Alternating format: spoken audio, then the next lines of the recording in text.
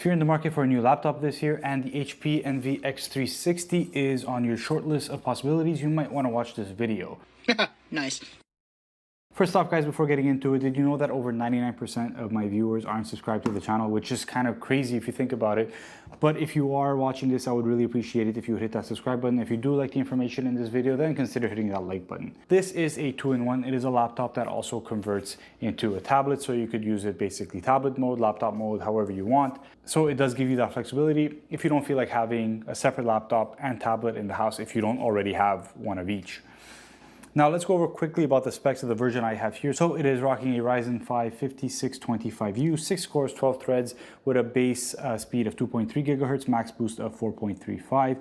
It has 16 gigabytes of RAM, which is one of the big reasons why I chose this version at the price we got it for. I really was looking for something with at least 16 gigabytes of RAM because I find that 8, although it is still good and most laptops still have 8 gigabytes of RAM, 16 just gives you that, that little sweet spot to make sure that you don't have to upgrade within a year right away when some tasks get a little bit too demanding and Google Chrome decides to eat 16 gigabytes per tab that is open. The screen here is a 1920 by 1080p, so full HD 60 Hz screen. They do have other versions of this laptop that come with a 4K, I believe, and even maybe an OLED option. I'm not 100% sure on the OLED one, but I know there's a 4K version of this laptop as well. But the one here is a 1080p full HD resolution.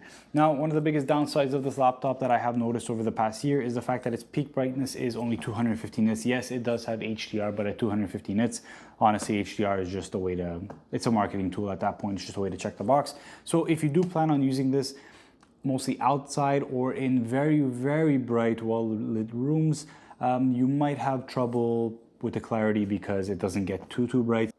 Now, over the past year, I wanted to redo some Cinebench runs as I did when I first reviewed the laptop a little under a year ago, and I was still getting the same score, but I was still getting a little bit under 8,000 on Cinebench. But one of the things I did notice, and I don't know if this is just with updates that AMD has launched throughout the past year, just to make it a bit more efficient, but I did notice that in my first testing of the Cinebench runs a year ago, I was going at about 94, 95 degrees before the fans would kick in and it would go down. This time in 2 runs, I maxed out at about 90 before it went down, so it did get a bit better performance in terms of efficiency for heating and cooling. I did not do any tweaks to the settings. I didn't go into the BIOS. I didn't change anything. I didn't want to play too much with this laptop since it's my wife's daily driver that she uses for her small business and her, daily usage. So I didn't want to play around too much with it as a techie. I just kind of left it stock the way it is. I just went and did some power management stuff, but I had done that before my initial testing as well. Now, one of the biggest questions that I get with this laptop with the past review is how does it hold up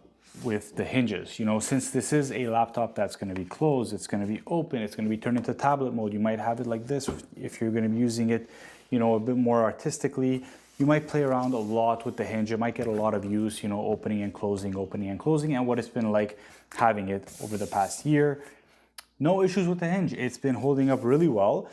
There is no wear and tear that I could see on the hinge. It doesn't feel different opening or closing it or putting in tablet mode. It still feels very sturdy and even in tablet. Now, one thing I will say, we did have a couple times, just a few, not much, maybe 2 or max 3, where the laptop would get stuck in tablet mode, meaning that we would go into tablet mode, you would use it, you could watch content, whatever you want to do, and then when you would reclose it a bit to bring it back into laptop mode, now it's working fine, but the keyboard wouldn't work at all and only the touchscreen would work. So it would get stuck in tablet mode and no matter what we did, it wasn't going back. So the only way we were able to fix it was restarting the laptop and shutting it down and reopening it and it would work fine. Like I said, only 2 or 3 times in the past year that happened, but it could happen. So just watch out for that. But a simple reboot fixed the issue.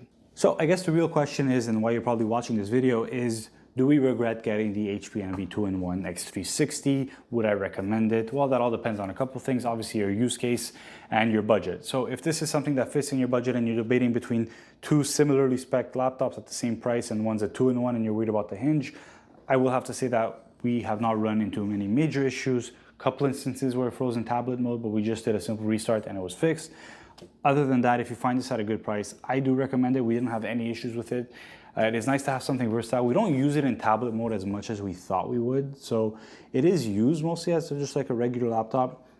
Once in a while, we'll switch it into tablet mode or put it kind of, like I had mentioned, where it's this way down and the screen up kind of like this. We use it more like this than full tablet mode than anything else, because this is like having a tablet with a built-in stand that you could just prop at any angle. So depending on what you're doing, you know, you could just change the angle.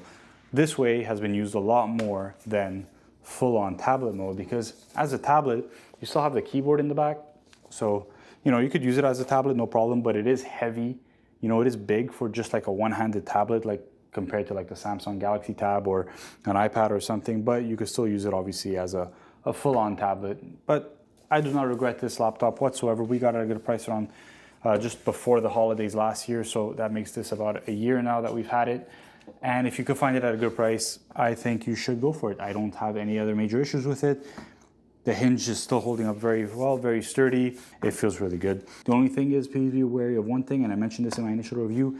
This thing, although it's matte, it is, and in with the touchscreen, it is a fingerprint magnet. So if you're somebody that likes to keep your laptop and your tech clean, then be sure to be ready to wipe it down very often. That'll do it for this one, guys. If you did enjoy this video, as mentioned, please consider hitting that subscribe button and liking this video, and I will catch you guys next time.